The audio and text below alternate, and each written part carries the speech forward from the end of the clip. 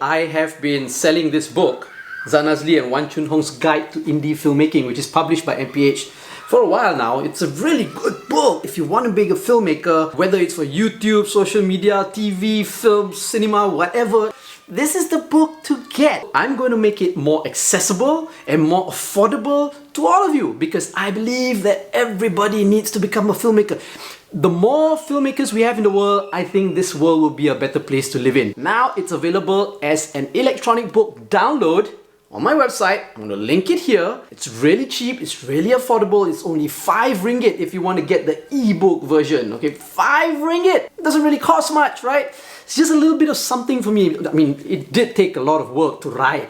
Each chapter of this book talks about one part of the filmmaking process. And for each chapter as well, I interview a local filmmaker. It's only 5 ringgit. It's only 5 ringgit.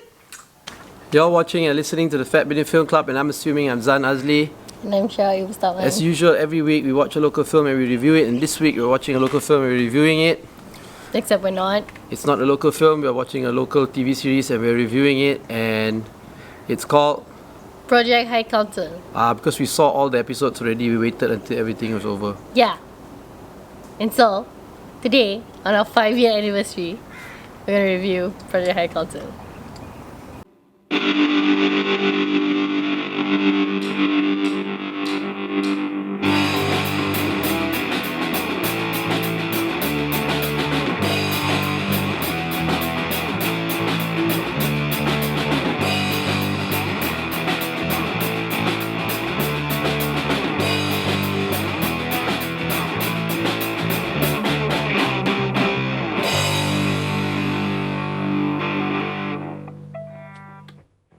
Okay, so what's it about? So you like the gift I bought for you from Mr. DIY? Yes, very nice. Yes, yeah. Valve caps for the tire. Mm. Okay, so we watch what?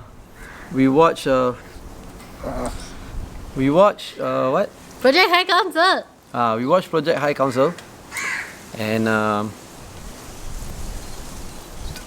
what's it about?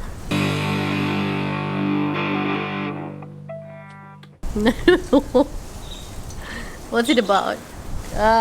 Okay, so the story is about it centers around this SBP. If you don't know what an SBP is because you're not Malay or an elitist, it's a sekolah berasrama penuh. If you're an elitist, then you wouldn't know what an SBP is. Not an elitist. It means if you're average and not that smart. No, just means if you're not Malay or not an elitist. It's a sekolah berasrama penuh. And you don't get picked for a school like that, boarding school. right? And you don't get picked for an SPP. Yeah, then you your wouldn't father know was not from an SVP. My father wasn't from an SPP. I got picked. And how many of your friends who are from an SVP have kids in an SVP right now? Not me. So Yet. Anyway, so basically, it's about this fictional SVP, which is boarding school called Kudrat, because most of the SVPs are called things like Star, Malay College, Kuala Kangsar. no, it's called Kolek. MCKK, Kolek. Yeah, Yes. and all those It's other called ones. Kolek, it's called Sedar, it's called Soksek, it's called Semesta, it's called Seratas. Motek, Mozek. whatever. Anyway, so this one is called Kudrat. Okay? And it's a boys' boarding school, and it's supposed to be looking at the kind of, I guess, Culture. abuses, I was gonna say, Yeah. that happen in a boys' boarding school. It centers around these two brothers, Fakri and Naim.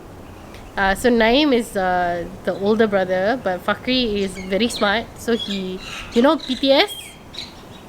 So he sat for is it PTS?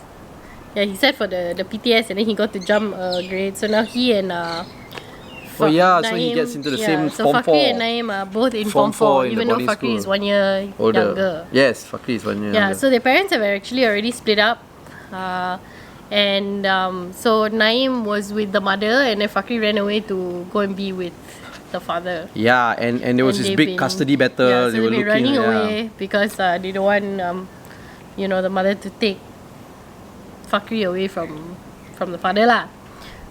So they enter into Form 4, and that's when this high council thing is sort of revealed to them. And then it goes basically into the workings of how this high council thing works. It's basically a bunch of Form 5 boys lah. They get to sort of kononnya rule the school. So they get to decide like who gets to do what. You have to like buy a license to smoke lah. You don't buy, you work for it. No, you buy. Yeah, okay, so there are some things I'm going to talk about lah. Okay, whatever after lah. this, So anyway, so in the show you buy your license and then yeah lah. So then you get to what untuck your t-shirt and smoke and some whole bunch of things lah. And then throughout the show, it basically this whole thing sort of unravels lah in a way. Yeah. Okay. So what do we think of the series? Okay, maybe you should go first because you actually have experience in this. Not really. SBP. So yes, I went to Star. There Also is Form 4, Form 5. there is a high council thing going on there, and I was never really a part of it. I couldn't care less about it. I thought it was stupid. It made no sense to me, but I think it made sense to a bunch of boys who are living away from their homes without any parental figures to help them. Although there are teachers and wardens and all that, but no, they're really left to their own devices lah. And this is something that the TV show also alludes to, right? It keeps talking about Lord of the Flies by William Golding. I mean, I read Lord of the Flies. That's boring as hell. I didn't like the book, you know. Sure, it talks about important and significant stuff, but it was, I don't know, I found Lord of the Flies so boring. I had to read it for school. You know, like the boys in the scene.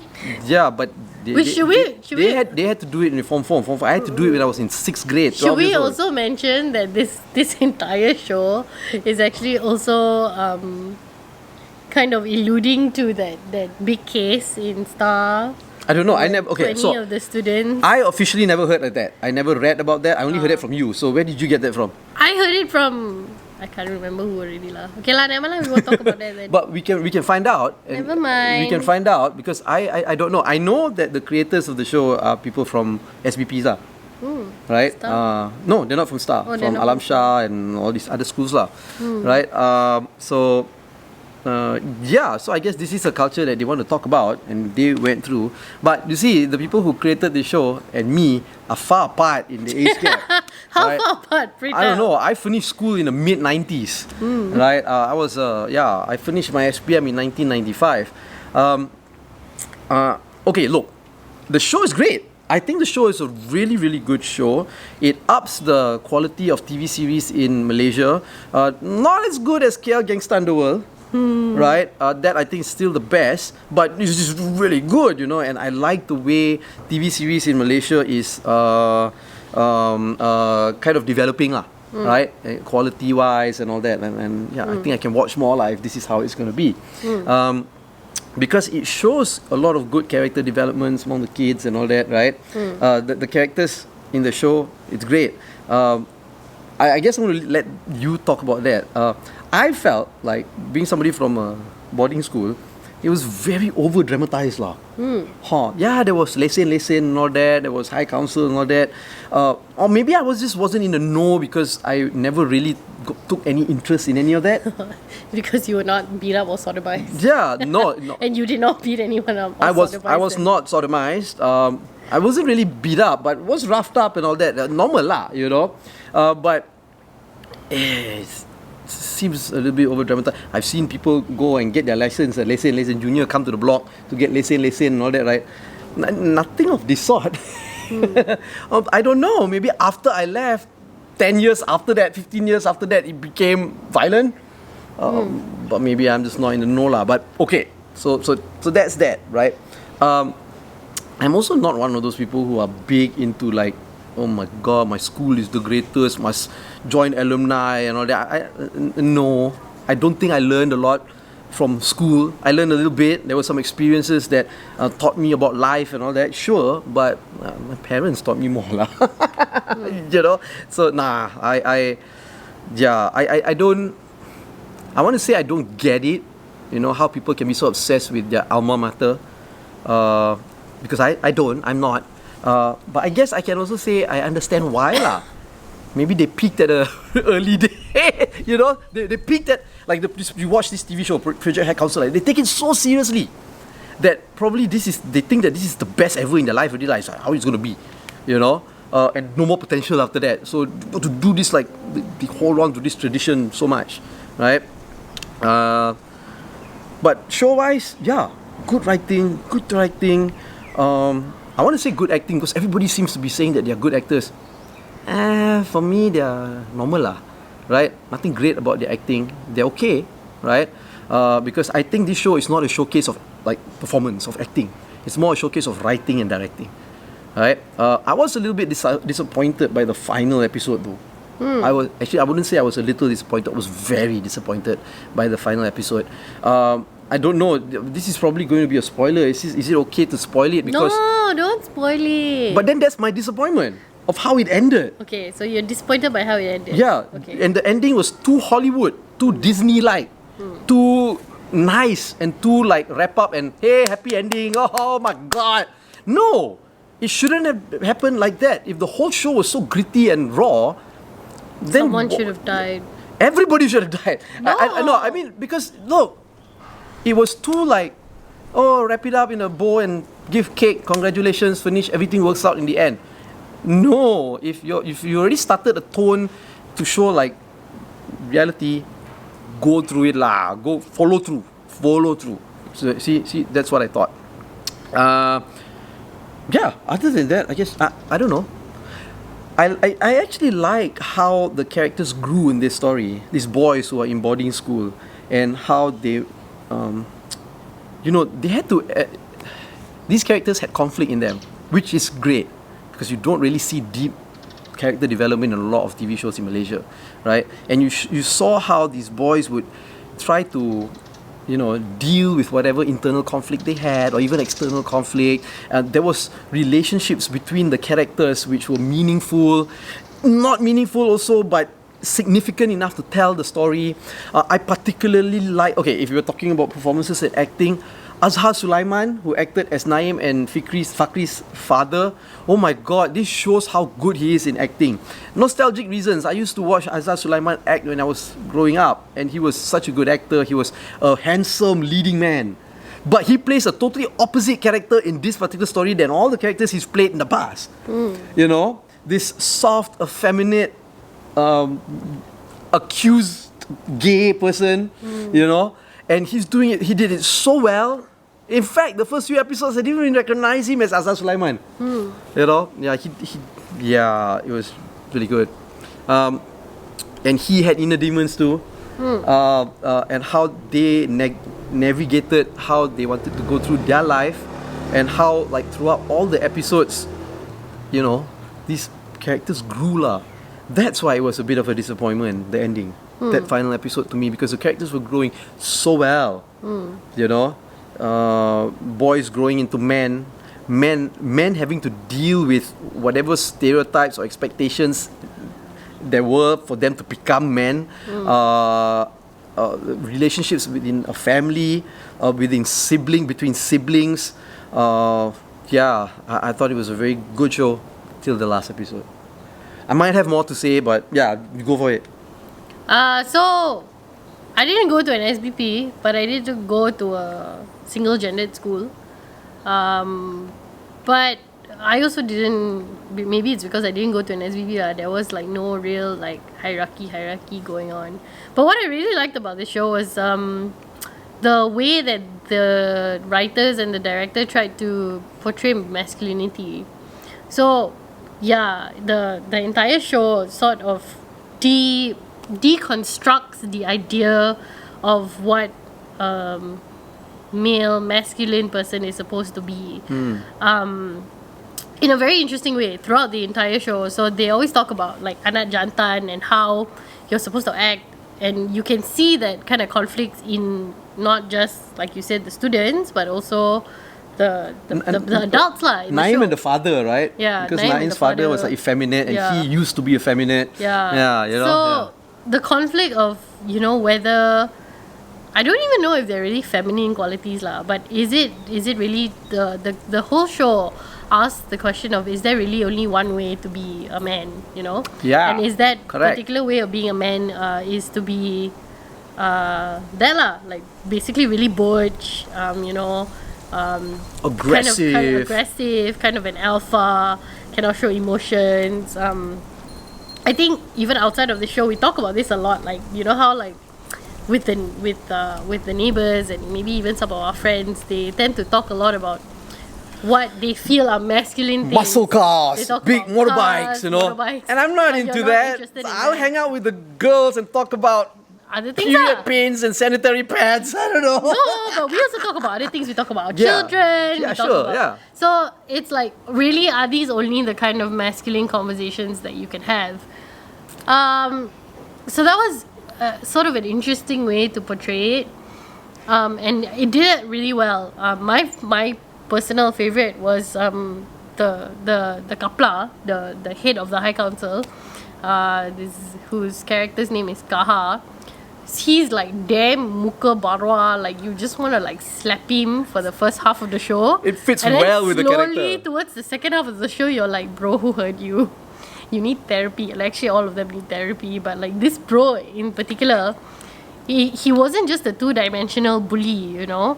Because can we add that his father is an Yeah, alumni? His exactly. father His is like father the is an head of the alumni. Old Boys Association. Yeah, and you know, he's Yeah. this like very curt Kelantanese man, and he's got a line of brothers that came before him. So he had a really good like layered backstory for you to understand the Yeah, conflict as yeah. to why he became like that. And then towards the end also, it was a nice resolution of him realizing that there's more lah. There's more to life than just that. Because he was, like you said, like really like peaking in school, and he really believed and held very steadfast to these traditions and to you know, like, this is the way. But the way. but it completely was deconstructed after that. Correct. A lot of reviewers have been commending the fight scenes in this film, in this series, because they say that this series has really non-choreographed looking fight scenes. But I feel like the fight It's scenes too are choreographed. so choreographed, because they are just, it's like watching fucking Fight Club, guys. Like, Yeah. there's no way 16, 17-year-olds Can are fight like fighting that. like that lah. It's like they went through like 10 years of like Muay Thai training like that. Yeah, it's I have so been in fights. intense. I have been in fights when I was growing up as a 12-year-old, as a 13-year-old, as a teenager in the US, in Malaysia. We didn't fight like that. We were more like, it was okay, very, yeah, right. very not scrappy at all. So I felt like it looked very choreographed. I don't know why everybody kept saying that it isn't, but it was. This is a very emotionally heavy show. It carries a lot of heavy emotional themes, not just between the boys, but also like the kind of conflicts they face internally and also with other people. And I thought to fit all of that into one show was quite brilliant lah, but also very very heavy lah, actually. And there were times also in a couple of episodes when it got a little bit too much, because it felt like you were really then just trying to make us feel something like coerce a reaction out of the audience, and I didn't really appreciate that. But other than that, I thought it was very well done. I thought all the performances were great. I did for me. minus the overly, it's not exaggerated, it's just the overly emotional bits. I thought that they all acted quite well, and I actually didn't really like the progression of the brothers, because like you said, it didn't really feel resolved very well. Like, this was the main conflict, okay? It was the main conflict. This entire family was what we've been following from the first episode. But then the way that they resolved it was just kind of weird. Yeah, they end up becoming like, yeah, we're great brothers. Not even, but siblings. it's like there's no like transition period for when they sort of, I don't know. It's just weird lah. It's weird. But that's what I'm saying, because Kaha was also like that. He did all these things, and then okay. No, but remember he struggled. Sure, he struggled. Yeah, but that so- last episode, Yeah. and then what? Suddenly now he's going to angkat sumpah. I'm going to change all I this. don't know. No more high council, and then no consequences, and then everybody starts with a fresh slate. I don't know. Dude, cases like this happen in schools. These kids go to like juvenile. Yeah. Then they go and see. You know, and this Zahir one, Lazim in Juvenile. and then this one like, oh, finish like that. They angkat sumpah, everything's good, kosong. What? Because I don't because they come from a prestigious school, is it? You know, an old boys association that yang terdiri daripada menteri-menteri, ahli perniagaan yang besar-besar, is it? Yeah. Oh no, so yeah, it was too like a Disney ending for me, Hallmark. But anyway, no lah. The families, at least for me, Kaha still had like a progressive kind of arc. I think they all the family did not. The family did not have a progressive arc. It's like, what is even this anyway? Well, and then the other problem I had with it is the fact that I don't really know what they were trying to do with the character of the mother. What are her motivations for doing what she does? It's really unclear. Like, okay, you're dissatisfied that you know, you are the sole breadwinner of your family, you're tired, whatever. But then it just really feels like her entire character is confused and there's no real motivation for anything that she really does. Maybe they needed to have a woman's perspective because most of them were guys, right, making too many this show. penises, I don't know. Yeah, sausage But fest. yeah, so like, yeah, actually now that you say it, both the women characters are not very well developed. Three including characters. the teacher. There's the teacher, Sazi Falak, and the love love interest of Naim. Yeah. You know, So the dining hall girl. Yeah. Yeah. So great work on deconstructing masculinity. Yeah. But also don't forget your women, because Yeah. your women were very underdeveloped in this show. But yeah, overall it is a very good show.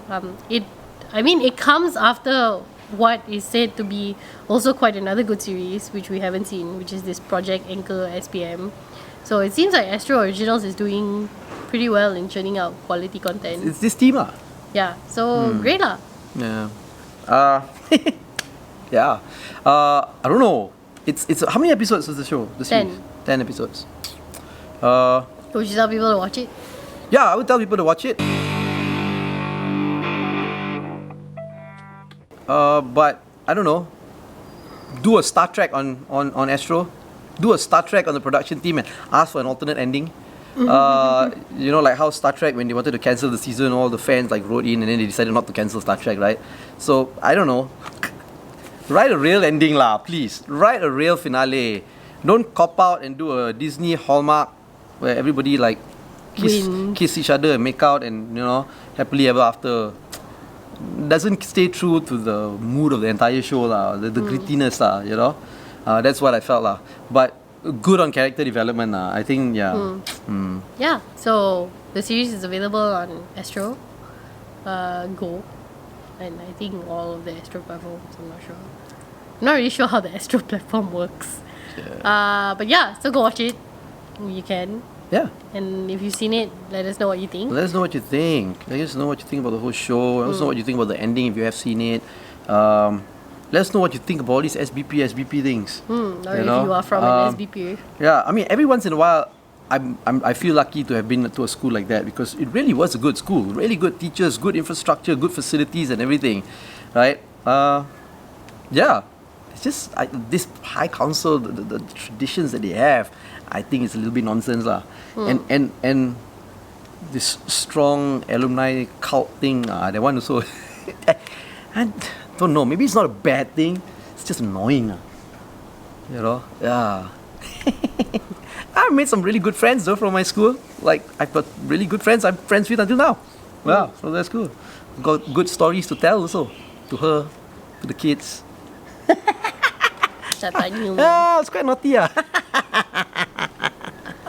Okay. Yeah. So like this video, don't like this video, subscribe to all of our social media platforms. So subscribe to this channel. Follow us on all our social media platforms, or you know, at Fat Bidin, or go to fatbidin.com to get everything. You've been watching and listening to the Fat Bidin Film Club. I'm assuming I'm Zan Azli. And I'm Shawai Bustawan.